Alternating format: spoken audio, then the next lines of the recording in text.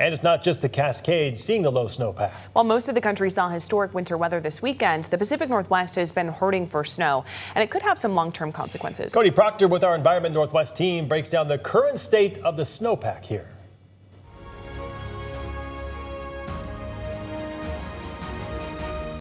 We may be in the middle of the city, but right behind me is Mount Spokane, and as you can see, there's not a lot of snow up in our mountains, and that could end up being a big problem for us this summer. We're missing about half of what we would normally have today on a typical year.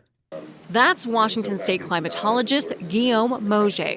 According to him, the state currently averages about 55% of their normal snowpack, and Spokane's watershed is no different. Spokane Basin specifically is actually at a record low right now. It's at 50% of normal, which is the same as statewide. It's just that we haven't seen a year that bad in the historical record. Think of the snowpack like it's a bank account. Mother Nature deposits the snow into the snowpack. Once winter's over, the deposits stop, and we start slowly taking the moisture from the snowpack, keeping us from drying out too soon. So we rely on it really to get us through what are really dry summers. Even on the west side of Washington, summers are dry, and that snowmelt is particularly important in the beginning of summers. But if not enough snow falls, the snowpack runs out faster.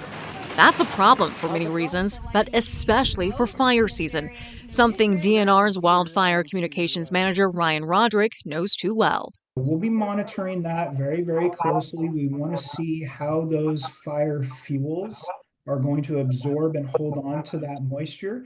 Now it's still early in the season. The state climate office says Washington snowpack usually peaks around April, and DNR says a wet May and June would likely help fire crews.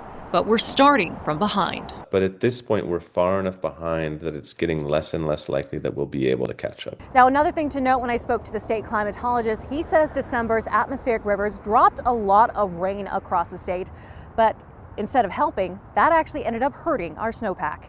In Spokane, Cody Proctor, KREM 2 News.